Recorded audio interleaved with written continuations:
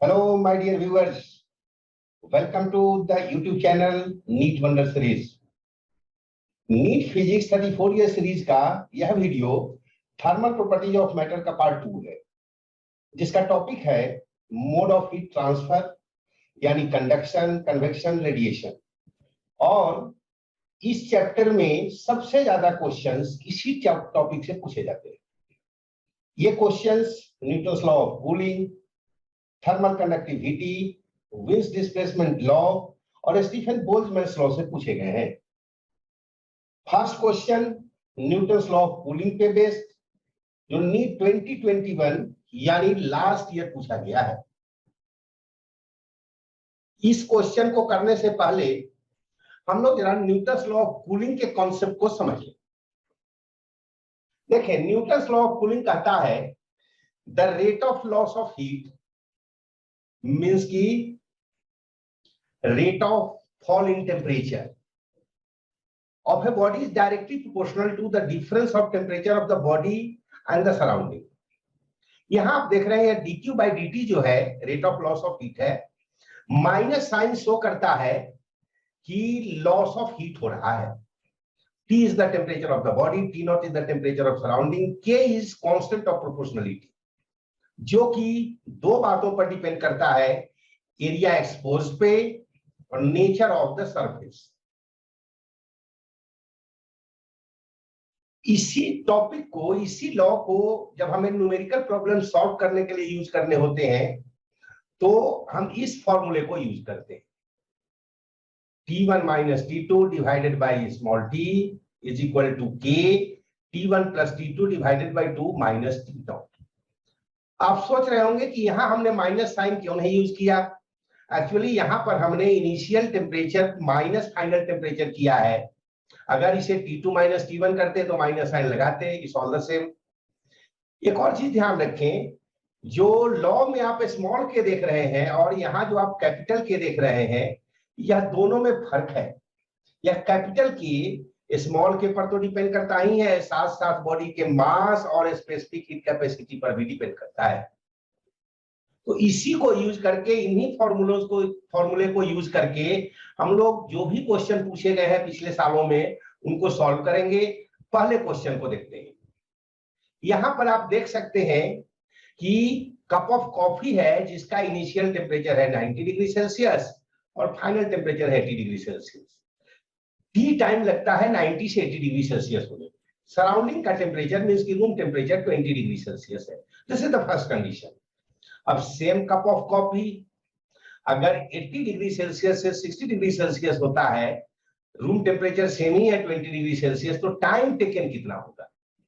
अब वही जो आपने देखा है, यही टाइम टेकन आपको फाइंड करना है स्मॉल टी। सेकेंड केस में, फर्स्ट केस का तो टाइम टेकन जितना भी है टी मिनट्स ही है, लेकिन सेकेंड केस में मान लीजिए वह टी डैश है। तो पहले हमने इक्वेशन फर्स्ट केस का बनाया। यहां पर final temperature 90, sorry initial temperature 90, final temperature 80, T से हमने डिवाइड किया।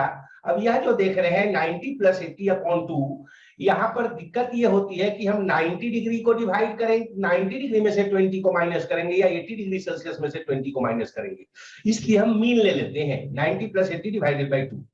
और इसी कॉन्सेप्ट को यूज करके हमने यहां से के का वैल्यू निकाला। एक्चुअली हमारे पास दो वेरिएबल्स हैं, एक यह कैपिटल के और एक यह स्मॉल टी। और हम क्या करेंगे, के का वैल्यू फर्स्ट इक्वेशन से निकाल लिए, सेकंड इक्वेशन में इसी के वैल्यू को पुट कर देंगे, हमें एलिमिनेट करना है। तो सेकंड केस में हम देखेंगे 80 माइनस 60 मींस की 20 डिवाइडेड बाय टी डैश, और के तो वही रहेगा। यहां जब सेकंड केस के लिए आप लेंगे T1 प्लस T2 मींस की 80 plus 60 divided by 2, that will be 70, और माइनस 20 करेंगे तो आएगा 50। डायरेक्ट लिखना आपको भी आना चाहिए। और इस तरह से टी डैश का वैल्यू आएगा 2/5K। के का वैल्यू हम यहां से पुट करेंगे, K इज 2/13T। हम के से डिवाइड कर रहे हैं मींस की 2/30T के रेसिप्रोकल से मल्टीप्लाई करेंगे, और इस तरह से आंसर हमारा आ गया 13/5T। नेक्स्ट क्वेश्चन, ये भी सिमिलर। यहां पर रूम टेम्परेचर आपका दे रखा है कैपिटल, और बॉडी जो कि कूल कर रहा है उसका इनिशियल टेम्परेचर है 3T, फाइनल टेम्परेचर है 2T, टाइम लग रहा है 10 मिनट्स। अब आपसे पूछा जा रहा है कि नेक्स्ट 10 मिनट में टेम्परेचर ऑफ द बॉडी क्या होगा। तो नेक्स्ट 10 मिनट के लिए initial temperature is 2T, final temperature हमें फाइंड करना है और फिर वही कॉन्सेप्ट हम यूज करेंगे। पहला जो हमारा इंफॉर्मेशन दिया हुआ है उससे फर्स्ट इक्वेशन हमने बनाया और इस फर्स्ट इक्वेशन से हमने के वैल्यू फाइंड कर लिए। दिस इज योर 1/15 और सेकेंड इक्वेशन में initial temperature is 2T, final temperature is T dash. यहां पर भी 2T प्लस T डैश का मीन निकालेंगे 2 से डिवाइड करके। अब देखें जब आप एलसीएम लेंगे तो यह होगा 2T plus T dash minus 2T cancel, means कि this will be T dash upon 2। और इस तरह से आपके पास आ गया 2T माइनस T डैश। अभी 10 से तो 15 इंटू 2 मींस की 30, तो ये 3 हो जाएगा, मींस की 2T minus T dash will be T dash upon 3। इसे सॉल्व कर लेंगे, T डैश का वैल्यू आ जाएगा हमारा 3/2T and this is the answer. Next question फिर से उसी टाइप का क्वेश्चन है। कह रहा है कि certain quantity of water cools from 70 degree to 60 degree Celsius in first 5 minutes.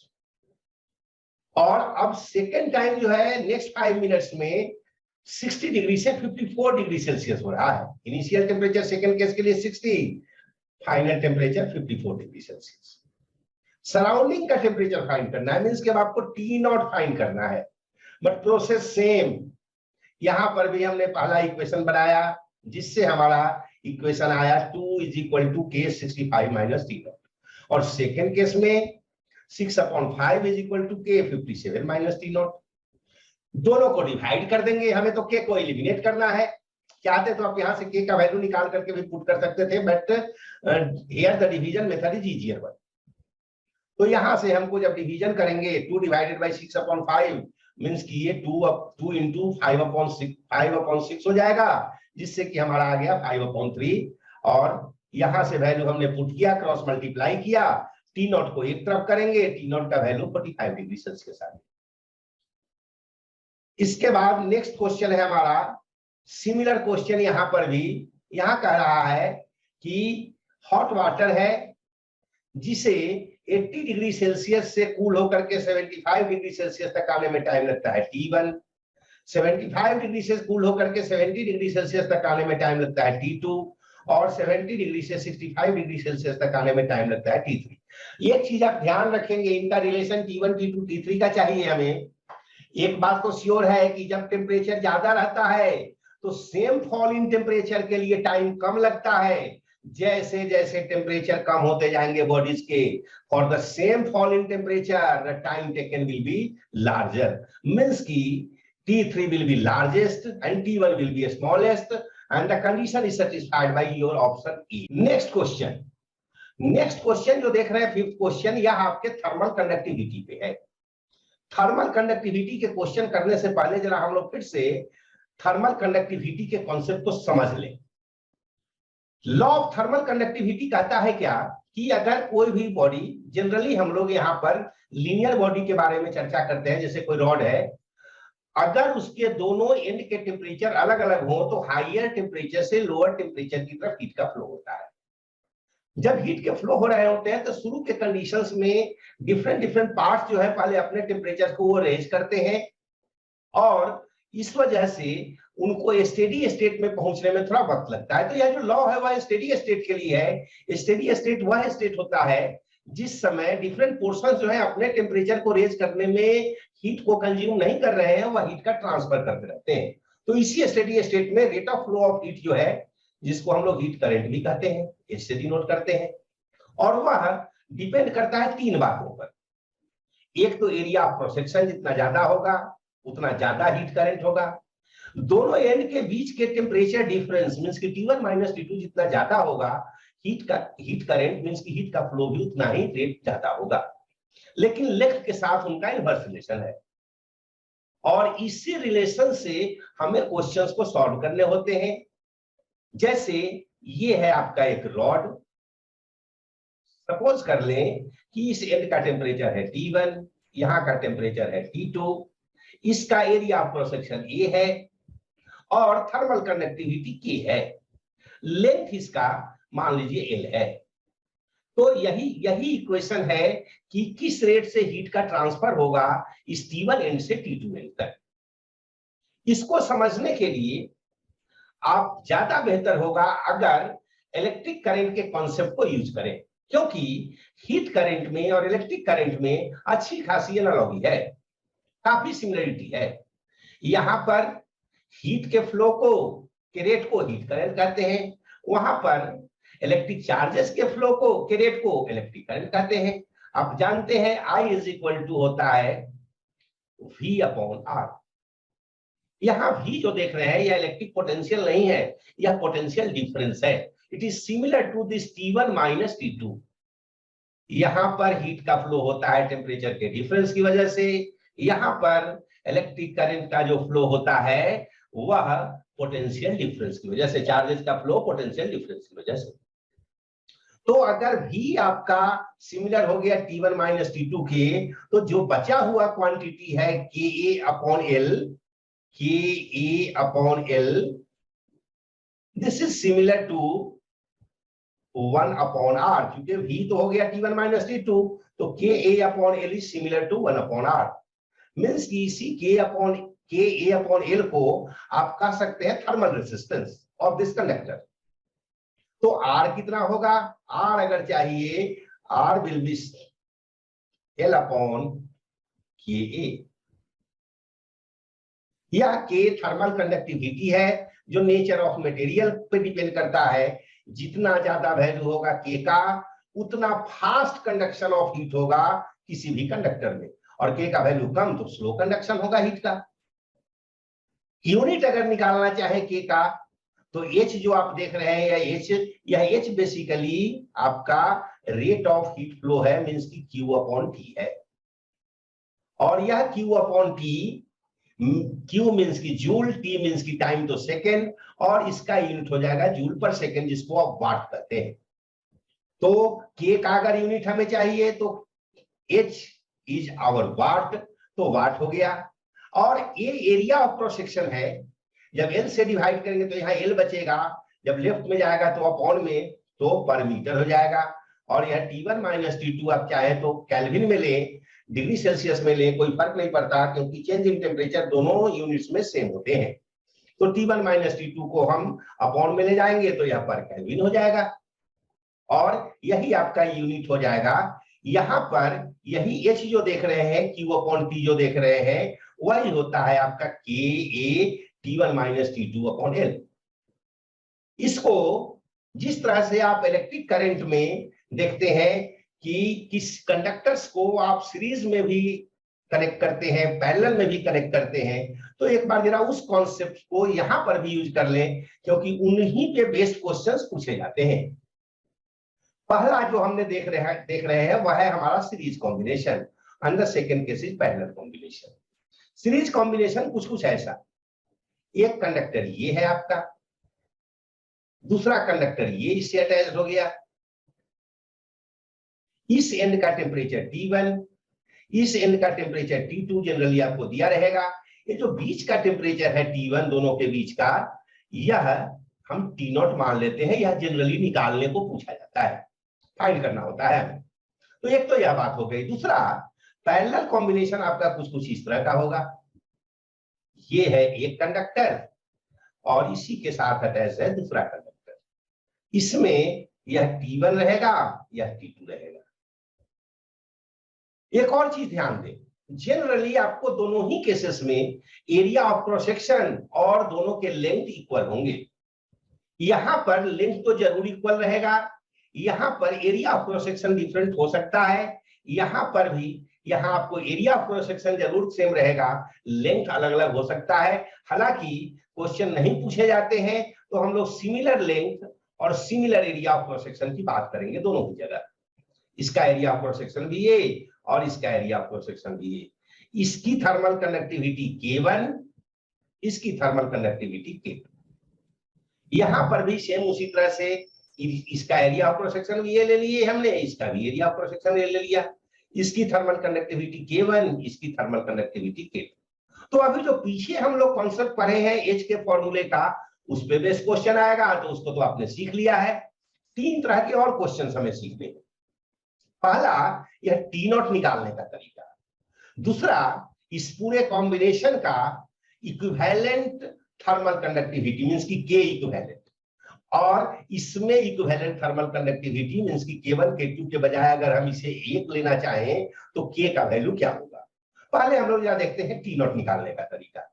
आप जानते हैं सीरीज में करंट सेम होते हैं तो हीट करंट भी सेम होंगे, मींस की H1 will be equal to H2, और H1 के लिए हम क्या लेंगे, K1, A1 की जगह A ले लेंगे, और टेम्परेचर का difference T1 minus T not divided by L, and this will be equal to K2 A, यहां टेम्परेचर का difference T not minus T2 होगा, यह होगा आपका T not minus T2 and again divided by L। अब आपके A और L तो हो जाएंगे कैंसिल, मींस की इसको आप K1 T1 minus T not कर सकते हैं, K2 T not minus T2 कर सकते हैं।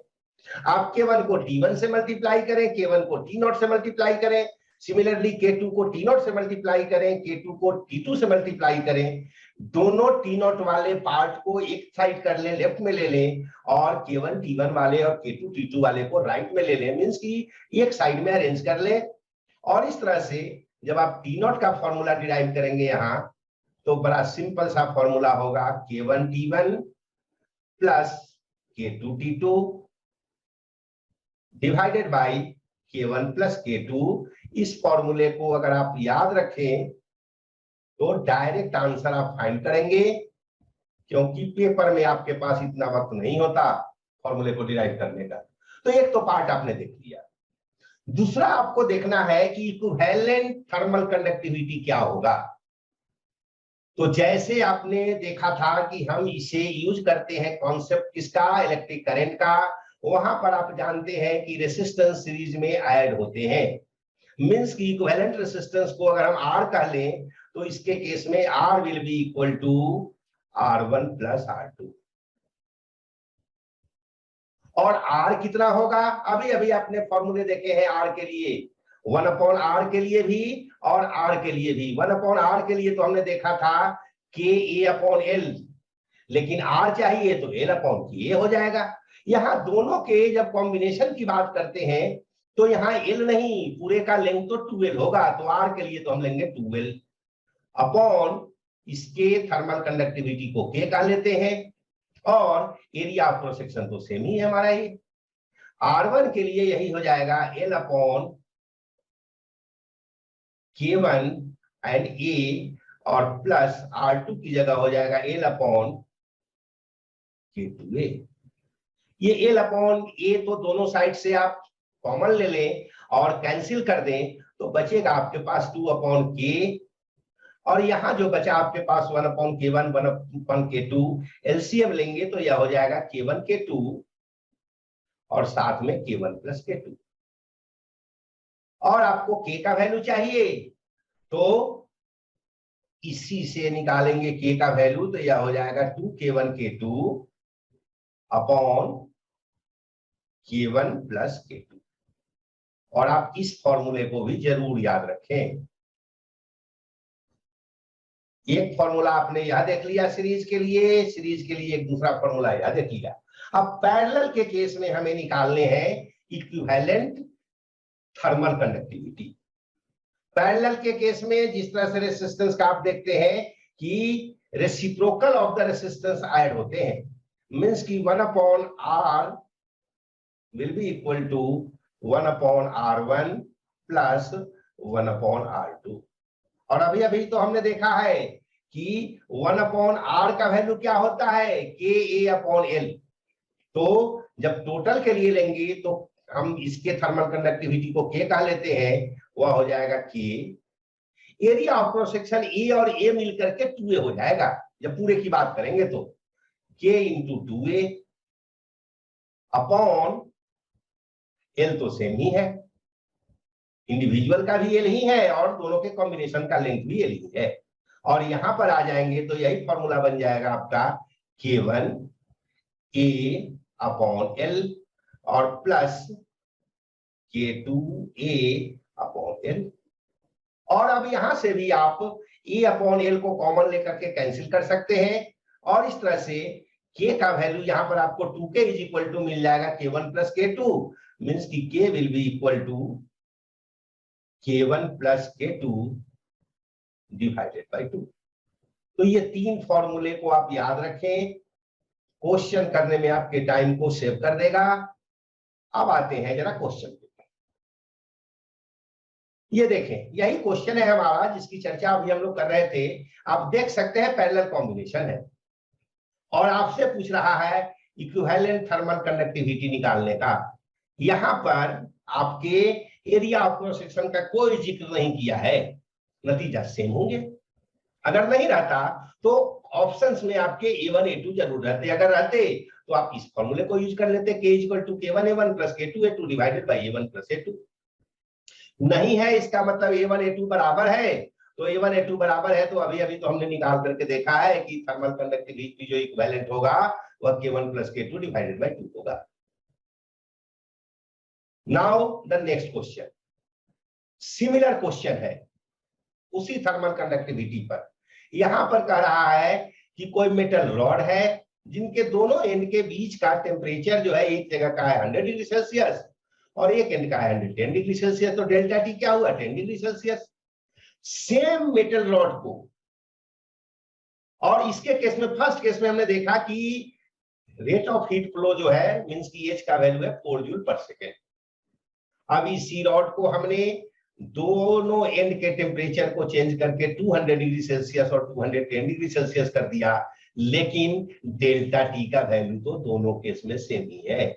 यहां पर भी 10 डिग्री सेल्सियस है, यहां पर भी 10 डिग्री सेल्सियस है, मेटल रॉड सेम है तो के ए और एल सेम रहेगा, डेल्टा टी सेम दिया ही हुआ है तो रेट ऑफ हीट फ्लो भी सेम ही होगा, मींस की 4 जूल पर सेकेंड ही होगा। यहां पर भी आपको दे रखा है कि दो मेटल रॉड्स हैं 1 एंड 2। क्या क्या दे रखा है कि लेंथ उनके सिमिलर है, मींस की L1 L2 L ही लेंगे हम।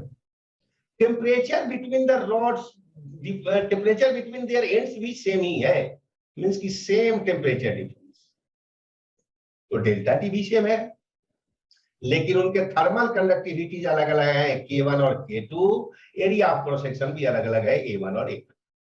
कह रहा है कि rate of heat conduction means की H जो है फर्स्ट का जितना भी है मींस की H1 जो है दैट इज 4 टाइम्स H2।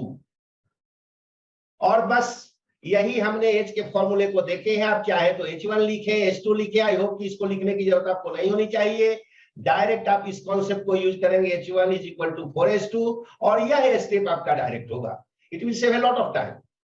और इस तरह से आप इसको लिख दिए, डेल्टा टी और एल तो कैंसिल हो गए, तो यही तो रिलेशन आपका आया। नेक्स्ट क्वेश्चन, सिमिलर कंसेप्ट, यहां पर भी दो रॉड हैं, यहां पर भी सेम लेंथ कर रहा है, स्पेसिफिक हीट कैपेसिटी की बात कर रहा है यहां।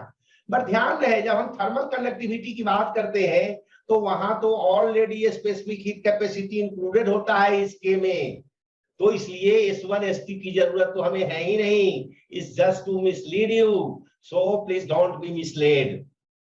यहां area of cross section A1 A2 दे रखा है, दोनों एंड के टेम्परेचर जो है वो T1 T2 दे रखे हैं, मींस की टेम्परेचर जो है दोनों एंड के दोनों ही केसेस में दोनों रॉड के लिए सेम है, दो चीजें सेम है, लेंथ दोनों के सेम है और डेल्टा टी का वैल्यू भी सेम।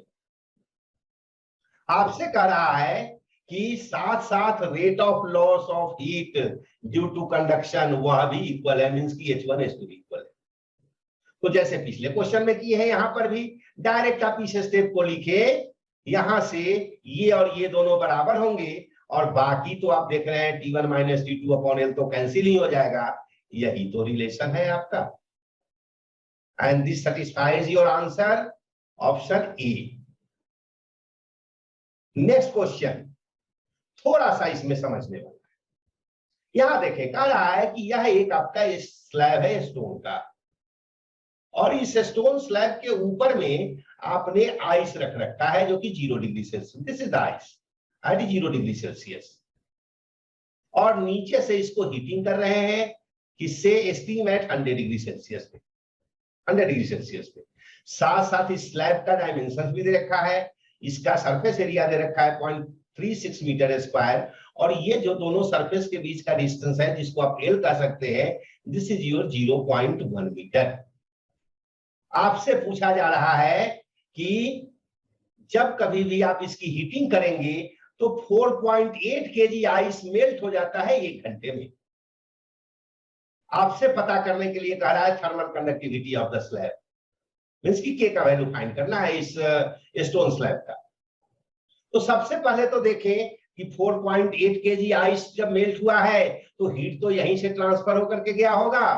आखिर वह हीट ट्रांसफर जो है कितना। यहां पर हम हीट करंट की बात नहीं करेंगे, हीट की बात करेंगे। हीट करंट H जो होता है Q/T होता है, बट हमें तो Q चाहिए क्योंकि यही Q है जो इस आइस को मेल्ट कराएगा। मींस की जो H का फॉर्मूला देखे थे उसमें एक T से भी मल्टीप्लाई आपको करना पड़ेगा, ये T से टाइम से। तो K और A का वैल्यू दे रखा है, पुट कर दिया आपने T1 T2। आप देख रहे हैं यहाँ पर है 100 डिग्री सेल्सियस या 0 डिग्री सेल्सियस, और टाइम चूंकि आप हीट निकालेंगे बाकी सारे क्वांटिटी जब आप ले रहे हैं एसआई यूनिट में, तो टाइम भी एसआई यूनिट में लेना पड़ेगा, मींस की इसे सेकंड में कन्वर्ट करना पड़ेगा।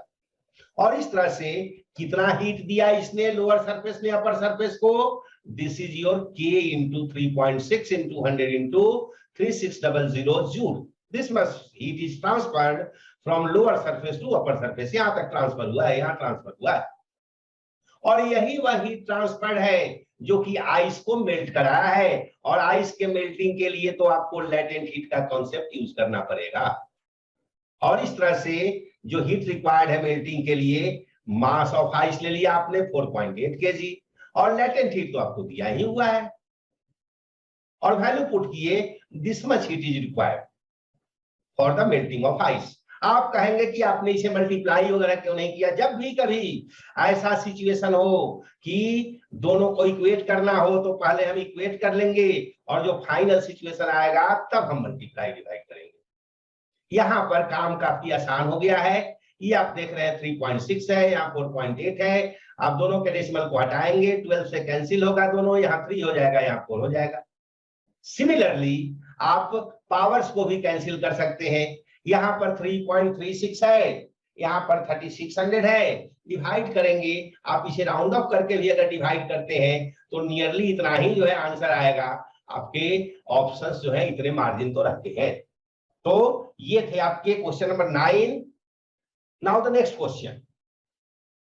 इस क्वेश्चन में भी आप देखेंगे कि मेटलिक रॉड है, दो रिजर्वायर के बीच में उनके एंड्स कनेक्टेड है, जिससे कि हीट कंडक्ट कर रहा है Q टाइम T में।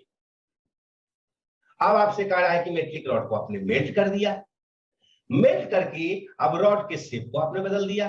क्या कर दिया, तो जो रॉड है उसके रेडियस जो है ओरिजिनल के रेडियस का हाफ कर दिया, हाफ कर दिया। अगर आपने रेडियस को हाफ किया है तो एरिया क्या हो जाएगा, एरिया तो पाई आर स्क्वायर होता है, are has become r/2 means की r/2 स्क्वायर, तो पाई आर स्क्वायर बाई 4 मींस की new area of cross section will be a/4। हमने क्यों निकाला, क्योंकि हमें Q के केस में तो A चाहिए और L चाहिए, हमें तो सिर्फ रेडियस दे रखा था, लेकिन यही रेडियस हमें बाकी बातें बता देता है।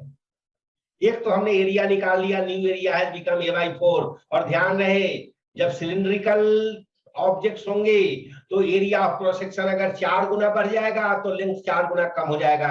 यहाँ area of cross section 1/4 times हो गया है, तो length, the new length will become 4 times, original length से 4 गुना बढ़ जाएगा।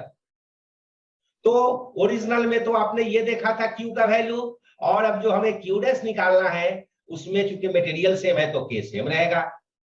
साथ साथ आपने टेम्परेचर में कोई चेंजेस किया नहीं है, आपने तो सिर्फ डायमेंशन बदला है रॉड का, तो T1 माइनस T2 भी सेम रहेगा। एरिया ऑफ क्रॉस सेक्शन पहले A था, अब a/4 हो गया, लेंथ पहले L था, अब 4L हो गया, और इन सब वैल्यूज को पुट करेंगे। ये तो आपका हो गया Q वाला पार्ट, मींस की the new heat transferred from one end to another will be equal to Q/16। Next question, यहां पर तो डायरेक्ट आपसे फॉर्मूला पूछा गया है जो अभी अभी आपने सीखा है, dQ/dt, जिसे आप H कर रहे थे, and the formula is this one. ये तो आपको याद भी होगा। नेक्स्ट क्वेश्चन, यहां पर भी जरा सा समझने का है। आपने देखा कि अलग अलग रॉड्स हैं, रेडियस आर, लेंथ एल है, सबके अलग अलग, मटेरियल लेकिन सेम है और टेम्परेचर भी जो है सेम है, दोनों एंड्स के टेम्परेचर सेम है। तो यही तो फॉर्मूला हमने देखा था क्यू का, और यहां पर T1 माइनस T2 सेम, साथ साथ आपका मटेरियल सेम है तो K का वैल्यू सेम। तो किस पे डिपेंड, अच्छा सेम टाइम के लिए ही करेंगे क्योंकि उसके बारे में कुछ कहने रखा है। तो यहां पर A अपॉन एल पे डिपेंड करेगा Q, जिसके A अपॉन एल का वैल्यू होगा ज्यादा, मीन्स की जिसका एरिया ऑफ क्रॉस सेक्शन ज्यादा हो और लेंथ कम हो, वह हीट का ट्रांसफर करेगा ज्यादा। अब यहां देख रहे हैं कि यहाँ रेडियस है आर नॉट, यहाँ रेडियस है आर नॉट, इन दोनों के 2r0 है। तो एक तो यहां देख करके ही समझ में आ जाता है कि या तो बी होगा या डी होगा। बी और डी में भी चूंकि रेडियस तो दोनों के सेम है, लेकिन लेंथ डी वाले केस में ज्यादा है और लेंथ के साथ तो उल्टा रिलेशन है। आप चाहें तो इसे फटाफट सॉल्व करके भी देख सकते हैं। फर्स्ट केस में ए अपॉन एल का वैल्यू क्या होगा, pi R not square upon L not. Second case में पाई और ये 2r0 स्क्वायर मीन्स की 4r0 square into 4r0 square upon L not. Third case में फिर से आपका pi r0 square upon 2l not, और फोर्थ केस में पाई इंटू 4r0 स्क्वायर और साथ में अपॉन 2l नॉट। अब यहां देख सकते हैं कि ये 4 पाई r0 स्क्वायर है, ये भी 4 पाई r0 स्क्वायर है, लेकिन यहां तो l नॉट है, यहां 2l नॉट है, मींस की this one is half of this, this is the maximum. So your answer is B. Next question, यहां पर आपको इक्विवेलेंट थर्मल कंडक्टिविटी निकालना है। कंपाउंड स्लैब है, टू डिफरेंट मटेरियल्स की, थिकनेस उनके सेम है, लेंथ भी उनके सेम है, लेकिन थर्मल कंडक्टिविटी K1 जो है K है और K2 2K है। और आपने अभी अभी सीखा है K इक्विवेलेंट का फॉर्मूला सीरीज में निकालने का। अगर थिकनेस और लेंथ इक्वल हो तो यह हो जाएगा 2K1 K2 upon K1 plus K2। K1 के वैल्यू K है, K2 का वैल्यू 2K है, वैल्यू को पुट करेंगे, आंसर आएगा हमारा 4/3K। Next question, cylindrical rod है, दोनों एंड के टेम्परेचर T1 T2 है और rate of heat flow means की जिसको हम H कह रहे थे वह Q1 है। अब कह रहा है क्या कि इस रॉड के लीनियर डायमेंशंस को डबल कर देते हैं। लीनियर डायमेंशंस उसमें क्या क्या होगा, रेडियस होगा और लेंथ होगा, और आपसे नया rate of flow of heat means की Q2 फाइंड करने के लिए कह रहा है। आप जानते हैं rate of heat flow KA T1 minus T2 upon L, जिसको हमने Q1 दे रखा है हमारे क्वेश्चन में। Q1 जो है, अब देखें Q1 Q2 दोनों ही में चूंकि मटेरियल सेम है तो ये सेम रहेगा, दोनों के एंड के टेम्परेचर्स जो है वो सेम है दोनों ही केसेस में, तो T1 माइनस T2 भी सेम रहेगा। तो यह Q1 डायरेक्टली प्रोपोर्शनल होगा A अपॉन एल के। यहां पर A के बजाय हमें रेडियस को यूज करना है क्योंकि डायमेंशंस को चेंज किया गया है। तो फर्स्ट केस में रेडियस r था तो पाई r स्क्वायर होगा, और Q1 जो है आपका प्रोपोर्शनल हो जाएगा R1 स्क्वायर अपॉन L1 के। तो Q2 प्रोपोर्शनल होगा R2 स्क्वायर अपॉन L2 के। R2 is 2R1, L2 is 2L1, और यह जब आप सॉल्व करेंगे this will come out to be 4R1 square upon 2L1 means की 2R1 square upon L1। R1 square upon L1 तो Q1 है, तो 2R1 स्क्वायर अपॉन L1 क्या होगा, 2Q1 मींस की Q2 is equal to 2Q1। Next question, यहां पर भी आपसे कह रहा है कि दो सिलिंड्रिकल रॉड्स हैं, मटेरियल सेम है मींस की K दोनों के सेम होंगे, साथ साथ temperature difference between the ends भी सेम है। तो दो बातें सेम हो गई। डिफरेंट क्या क्या है, उनके डायमीटर्स का रेशियो है 1:2 और लेंथ का रेशियो है 2:1। आप जानते हैं H का यही तो फॉर्मूला होता है। क्योंकि डायमीटर की बात किया है तो एरिया को हम लोगों ने πd²/4 में कन्वर्ट कर दिया। K सेम है, डेल्टा T सेम है, पाई और 4 कांस्टेंट है, तो H जो है डायरेक्टली प्रोपोर्शनल होगा d² अपॉन L। और हमें रेशियो निकालना है H1S2 का। H1S2 का रेशियो होगा D1 square upon D2 square, और L के साथ तो उल्टा है, मीन्स की L2 अपॉन L1। आप देख रहे हैं D1 D2 का रेशियो 1:2 है, 1/2 का स्क्वायर कर दिया, और L का तो इनवर्स रिलेशन है, यहाँ 2:1 है, हमें तो 1:2 लेना है, and the answer is 1:8। Next question हमारा विंस डिस्प्लेसमेंट लॉ पे बेस्ड है। इस क्वेश्चन को करने से पहले हम लोग जरा सा विंस डिस्प्लेसमेंट लॉ को समझ ले एक बार। यह विंस डिस्प्लेसमेंट लॉ कहता है लेमडा एम और टी का कोई भी बॉडी जो एमिट कर रहा हो रेडिएशंस, अलग अलग वेवलेंथ के रेडिएशंस, ढेर सारे, मींस की कंटिन्यूअस वेवलेंथ को एमिट करते हैं, और उसमें उनके टेम्परेचर और वह वेवलेंथ जिसका कंट्रीब्यूशन एनर्जी कंटेंट में सबसे ज्यादा होता है उसको लेमडा एम कहते हैं। Lambda M is not the longest wavelength, remember it is the wavelength having the maximum contribution in the energy of the radiation. और इन दोनों का प्रोडक्ट जो है कांस्टेंट होता है, जिस कांस्टेंट को हम लोग विंस कांस्टेंट कहते हैं। वैल्यू उसका होता है 2.9 × 10⁻³ यूनिट। लेमडा का यूनिट मीटर, टेम्परेचर का यूनिट केल्विन। ध्यान रहे कैपिटल टी यूज किया गया है, मींस कि आपको टेम्परेचर तो हमेशा केल्विन स्केल में ही लेना है अनफॉरगेटेबली। अगर नहीं दिया है तो उसे आपको कन्वर्ट करना पड़ेगा, और इस तरह से दोनों के प्रोडक्ट का वैल्यू कांस्टेंट होता है। ढेर सारे यूजेज भी हैं इसके। आप यहीं बैठे बैठे हेवनली बॉडीज हैं, उनसे रेडिएशन आ रहे हैं, उनका स्पेक्ट्रोस्कोप से आप अगर ड्रॉ कर लेते हैं उनका स्पेक्ट्रम, तो आपको पता चल जाएगा कि उनकी किस वेवलेंथ का एनर्जी कंटेंट सबसे ज्यादा है। तो आप यहीं बैठे बैठे उनके टेम्परेचर का वैल्यू फाइंड कर सकते हैं by using this formula. T is equal to constant is 2.9 × 10⁻³ और इसको डिवाइड कर देंगे आप उनके उस वेवलेंथ से। तो किसी का भी मून का, सन का, किसी स्टार का भी टेम्परेचर आप यहां से बैठे बैठे पता कर सकते हैं। साथ साथ एनसीईआरटी में इस टॉपिक को एक्सप्लेन करते हुए बताया गया है कि कैसे जब हम किसी आयरन रॉड को हीट करते हैं, हीटिंग जब करते हैं तो उस कंडीशंस में उसके कलर चेंज होते रहते हैं, क्योंकि इस टॉपिक पर भी क्वेश्चन पूछा गया है नीट में। तो आते हैं, देखते हैं अपने क्वेश्चन को। इस क्वेश्चन में कह रहा है कि ब्लैक बॉडी है जिसका टेम्परेचर है 5760 केल्विन। यहां टेम्परेचर ऑलरेडी आपको दे रखा है केल्विन स्केल में, इसलिए इसको कुछ नहीं करना है।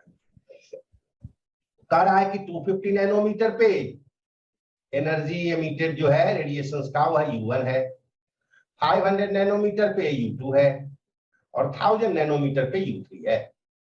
तो सबसे पहले तो हम ये पता करेंगे कि वह एनर्जी U1 ज्यादा होगा, U2 ज्यादा होगा, U3 ज्यादा होगा, यह बताएगा हमें लेमडा एम का वैल्यू। जो जिसके लिए लेमडा एम का वैल्यू ज्यादा होगा उसकी एनर्जी ज्यादा होगी, और यह लेमडा एम के लिए हम इस फॉर्मूले को यूज करेंगे जिससे वैल्यू आ जाएगा लेमडा एम का 500 नैनोमीटर। मींस की 500 नैनोमीटर वाला जो वेवलेंथ है, मींस की U2 has the maximum energy, बाकी U1 U2 का उससे कम होगा। मींस की यहां देख रहे हैं कि U2 जो है आपका मैक्सिमम है, जो कि सेटिस्फाई कर रहा है ऑप्शन बी को। नेक्स्ट क्वेश्चन, अभी हम लोग पढ़ रहे थे, अभी हमने डिस्कस भी किया है विंस डिस्प्लेसमेंट लॉ में कि यह एग्जांपल जो है इसी का विंस डिस्प्लेसमेंट लॉ का है। सो your answer is D. Next question, यहां पर आपको टेम्परेचर दे रखा है डिग्री सेल्सियस में, तो याद रहे हमें तो इसे कन्वर्ट करना पड़ेगा केल्विन में। कैसे? 273 ऐड कर देंगे। कह रहा है कि जब ब्लैक बॉडी का टेम्परेचर है 1 to 27 डिग्री सेल्सियस, तो उस समय लेमडा एम का वैल्यू है 5000। अब टेम्परेचर अगर कर दिया जाए 1000 डिग्री सेल्सियस, तो 1000 डिग्री सेल्सियस इंक्रीज कर दिया जाए, मींस की इंक्रीज बाय 1000 डिग्री सेल्सियस। अब ये हो जाएगा 2227 डिग्री सेल्सियस, जिसे केल्विन में कन्वर्ट करेंगे तो 2500 केल्विन हो जाएगा। और अब लेमडा एम का वैल्यू फाइंड करना है। तो अभी देखा आपने कि लेमडा एम और टी का प्रोडक्ट तो कांस्टेंट होता है, मींस कि lambda m2 into t2 will be equal to lambda m1 into t1। हमें लेमडा m2 का वैल्यू चाहिए, t2 से डिवाइड करेंगे, the answer will be 3000 angstrom. Next question, यहां आपसे लेमडा m और t के बीच का रिलेशन पूछ रहा है। तो आपने देखा तो था कि लेमडा m और t का प्रोडक्ट कांस्टेंट होता है, मींस कि लेमडा m और t में इनवर्स रिलेशन है, lambda m proportional to t to the power -1। Next question, यहां पर भी डायरेक्ट आपको विंस डिस्प्लेसमेंट लॉ के बारे में पूछा गया है। आपने देखा है कि यह law wavelength corresponding to maximum energy और टेम्परेचर ऑफ द बॉडी के बीच होता है। नेक्स्ट क्वेश्चन भी इसी पर, यहां पर भी लेमडा m का वैल्यू दे रखा है आपका 2000 केल्विन पर, और अब कह रहा है कि अगर 3000 केल्विन हो जाए तो कॉरेस्पॉन्डिंग वेवलेंथ क्या होगा। आपने देखा था कि टेम्परेचर बढ़ेगा, लेमडा m कम होगा। टेम्परेचर को आपने कितना किया है, 3/2 टाइम्स इंक्रीज, तो लेमडा m हो जाएगा 2/3 टाइम्स। मीन्स की इसी को मैथमेटिकली आप ऐसे सॉल्व करेंगे, लेकिन बिना सॉल्व किए हुए भी आप इसे लिख सकते थे। नेक्स्ट क्वेश्चन, यह क्वेश्चन विंस डिस्प्लेसमेंट लॉ और स्टीफन बोल्ट्जमैन लॉ दोनों के कॉम्बिनेशन पे डिपेंड करता है। तो एक बार पहले हम लोग जरा समझ लें Stefan Boltzmann law. Stefan Boltzmann law कहता है कि कोई भी बॉडी जो एनर्जी एमिट करता है, रेडिएट करता है, उसका rate of electromagnetic energy radiated 3 बातों पर डिपेंड करता है, बॉडी के सरफेस एरिया पर, उसके एमिसिविटी पर, और force power of absolute temperature capital T पर। मींस की H जो है, this is your energy, rate of energy emitted radiated, और यह डिपेंड करेगा A पर, E पर और T के फोर्स पावर पे। Sigma is the constant of proportionality, जिसको हम लोग स्टीफन बोल्ट्जमैन कांस्टेंट कहते हैं, और वैल्यू उसका होता है, बड़ा आसान याद रखना भी, 5678, मींस की 5.67 into 10⁻⁻8। यूनिट H का यूनिट आप देख रहे हैं, वाट होता है, जूल पर सेकंड मींस की वाट। एरिया से डिवाइड करेंगे तो m to the power -2, t to the power 4 से डिवाइड करेंगे तो t टू द पावर -4। ये तो था तब जब कोई भी बॉडी हो। अगर बॉडी परफेक्ट रेडिएटर हो, मींस की ब्लैक बॉडी हो, तो E का वैल्यू 1 होता है। और इस तरह से E जब 1 हो गया तो नया जो रिलेशन आया हमारा वह है sigma A t to the power 4। Most of the cases आपको यही मिलेंगे, ब्लैक बॉडी या परफेक्ट रेडिएटर का। इसी में अगर बॉडी का टेम्परेचर T हो, सराउंडिंग का टेम्परेचर T0 हो, तो वह रेडिएट भी करेगा और एनर्जी रिसीव भी करेगा। और उस कंडीशंस में जो H का वैल्यू होता है परफेक्ट रेडिएटर के केस में, तो T to the power 4 minus T0 to the power 4, बाकी तो एज इट इज रह जाता है।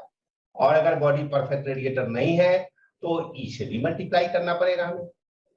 अब देखते हैं हम लोग क्वेश्चन।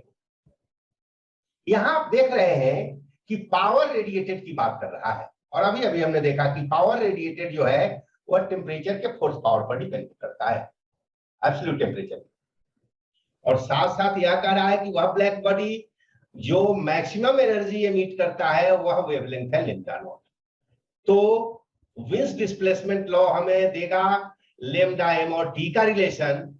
दूसरे केस में भी यही बात है, जब पावर हो जाता है np तो वेवलेंथ है 3/4 लेमडा नॉट।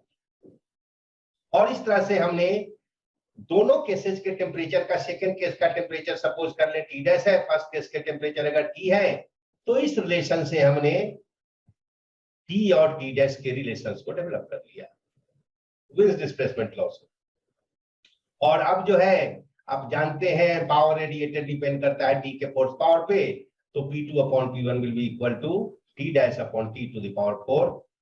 P2 की जगह NP, P की जगह P1 की जगह P, और ये वैल्यू जब कर देंगे P कैंसिल, N का वैल्यू आएगा 256/81। नेक्स्ट क्वेश्चन, यहां पर फिर से वही Stefan Boltzmann law. Spherical body है, रेडियस दे रखा है, एरिया के बजाय रेडियस दे रखा है, और पावर एमिटेड दे रखा है। टेम्परेचर है 500 के।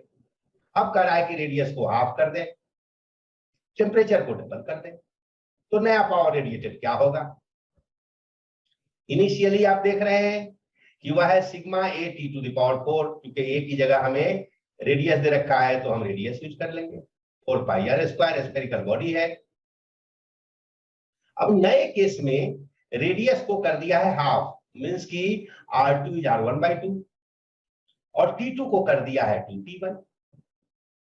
तो हमें H2 फाइंड करना है, तो H2 H1 का रेशियो निकाले, सिग्मा 4 पाई तो cancel, this will be equal to R2 upon R1 whole square and T2 upon T1 to the power 4। R2 upon R1 देखें, R2 upon R1 की बात जब हम कर रहे हैं तो R1 is 2R2, मीन्स की R1 की जगह 2R2 रख देंगे तो 1/2 का होल स्क्वायर मीन्स की 1/4, और T2 की जगह 2T1 रख देंगे, मीन्स की T1 कैंसिल तो 2 to the power 4 मीन्स की 16, और इस तरह से 4 टाइम्स होगा H2 और H1 का रेशियो। H2 कितना होगा? H1 तो हमें दे रखा है, मींस की H2 will be 1800 watt. Next question बड़ा ही सिंपल, यहां पर आपको रेडियस ऑफ द स्टार दे रखा है कैपिटल आर, ब्लैक बॉडी की तरह बिहेव करना है, मींस की एमिसिविटी का यूज नहीं करना है। टेम्परेचर आपसे फाइंड करने को पूछ रहा है, और rate of energy production Q दे रखा है, मींस की जिसको हम H का रहते हैं यहाँ Q दे रखा है। So Q is equal to sigma A T to the power 4, तो T हमें चाहिए तो Q अपॉन A सिग्मा कर देंगे। A की जगह क्योंकि हमें A के बजाय रेडियस R दे रखा है तो हम एरिया लिख लेंगे, स्फेरिकल बॉडी है तो उस कंडीशंस में हमने देखा कि इसका जो आपका एरिया होगा वो 4 पाई आर स्क्वायर होगा, और यही आपका आंसर है जो कि हमारे ऑप्शन डी से मैच कर रहा है। नेक्स्ट क्वेश्चन, यहां पर भी थोड़ा सा समझना है आपको। कह रहा है कि total radiant energy per unit area normal to the direction of incidence received at a distance r from the centre of a star of radius r। ये सिचुएशन ये है आपका एक स्टार जिसका रेडियस दे रखा है आपको small r, this is your small r, और कह रहा है कि यह जो रेडिएशन एमिट कर रहा है वह r डिस्टेंस पर पहुंच रहा है, वहां पर यूनिट एरिया क्या होगा रेडिएशन। तो सबसे पहले तो जो रेडिएशन एमिट किया वह इतना होगा, क्योंकि एरिया की जगह में रेडियस दे रखा है स्टार का, तो हमने रेडियस के टर्म में एरिया निकाल लिया। और ये जो बाहर के सरफेस जिसपे फॉल कर रहा है वह रेडिएशन, वहां पर वह रेडिएशन जो है पर यूनिट एरिया कितना होगा, तो जो भी रेडिएशन फॉल कर रहा है H, उसको हम इस आउटर सरफेस के सरफेस एरिया से डिवाइड कर देंगे, और सरफेस एरिया होगा उसका 4 पाई कैपिटल R का स्क्वायर। बाकी तो 4 पाई आपके कैंसिल हो जाएंगे। The answer is sigma R square T to the power 4 upon capital R square. Next question, यहां पर बिल्कुल पिछले क्वेश्चन जैसा ही, सिर्फ और सिर्फ फर्क क्या कर दिया है, यहाँ टेम्परेचर डिग्री सेल्सियस में दे रखा है जिसको आपको कन्वर्ट कर लेना पड़ेगा केल्विन स्केल में, और इसके लिए तो सिंपली यह फॉर्मूला, बाकी सब as it is. Next question, यहां पर भी ध्यान दें, डिग्री सेल्सियस में दे रखा है टेम्परेचर, और H का वैल्यू है 7 कैलोरी पर सेंटीमीटर स्क्वायर पर सेकेंड। अब अगर उसका टेम्परेचर करते हैं 727 degree Celsius, this is your 500 kelvin, this is your 1000 kelvin, और हम I जानते हैं T टू द पावर 4 पे डिपेंड करता है, I2 I1 का रेशियो निकाले। यहां से आप देख रहे हैं कट करके हो जाएगा आपके पास 2 टू द पावर 4, मींस की I2 will be 16 times I1 and this will be 112 calorie per centimeter square।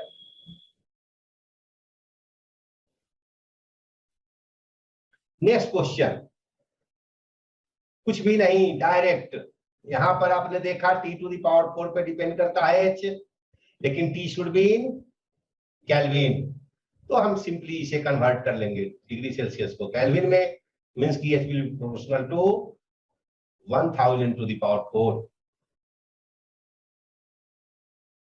Next question, ये तो ऑलरेडी हम लोगों ने जब टॉपिक पढ़ा था स्टीफन बोल्ट्जमैन कांस्टेंट का, तो वहां हमने देखा था कि के का यूनिट, सॉरी सिग्मा का यूनिट जो है वाट पर मीटर स्क्वायर के टू द पावर -4 होता है। हमने अपॉन में लिया है, तो ये दोनों पावर पॉजिटिव हो गए हैं। Solution is D. Next question, यहां पर भी आपको टेम्परेचर को तो चेंज करना पड़ेगा। ब्लैक बॉडी का टेम्परेचर है, इसको आप 1000 कहेंगे।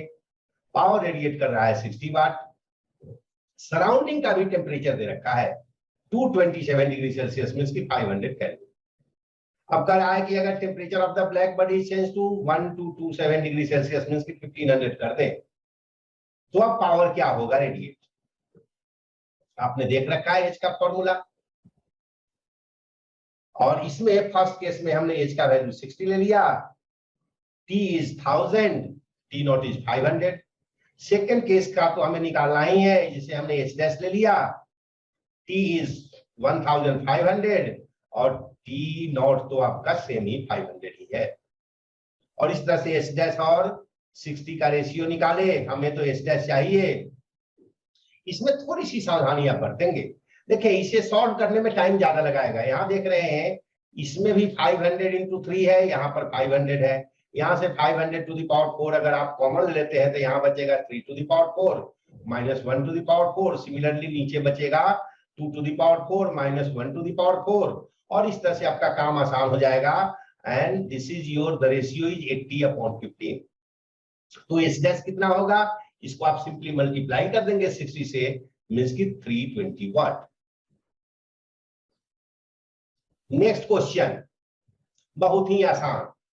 यहां तो आपने देखा था कि टी के फोर्स पावर पर डिपेंड करता है, मींस की 500 के फोर्स पावर पर डिपेंड करेगा। नेक्स्ट क्वेश्चन, यहां पर भी सेम कॉन्सेप्ट, टेम्परेचर को डबल किए हैं तो rate of energy received on the earth increase करेगा। क्योंकि रेडिएशन जो एमिट हुआ है टेम्परेचर डबल होने से टी के फोर्स पावर पर डिपेंड करता है, मींस की the answer is D. Next question and the last question, यहां पर आप देख रहे हैं इसमें से कौन सा आइडियल ब्लैक बॉडी की तरह बिहेव करेगा। जिसमें ऑप्शन आप देख रहे हैं बी। एक्चुअली कैविटी जो होते हैं कुछ ऐसा सिचुएशन होता है, ऐसा ये कैविटी है आपका, यहां से जब लाइट इंसिडेंट होकर के जाएगा अंदर, तो अंदर पहुंचेगा, मल्टीपल इंटरनल रिफ्लेक्शन होते रहेंगे ऐसे ऐसे। अब ये बाहर नहीं निकल पाएगा, नतीजा इसके टेम्परेचर जो है बढ़ते रहेंगे, मींस की सारा का सारा जो है हीट वह अंदर ही कैप्चर होकर के रह जाएगा, बाहर एमिट नहीं करेगा। So your answer is B. 11th section का हमारा नेक्स्ट वीडियो थर्मोडायनेमिक्स पे, थर्मोडायनेमिक्स का part 1। Since then goodbye, all the best.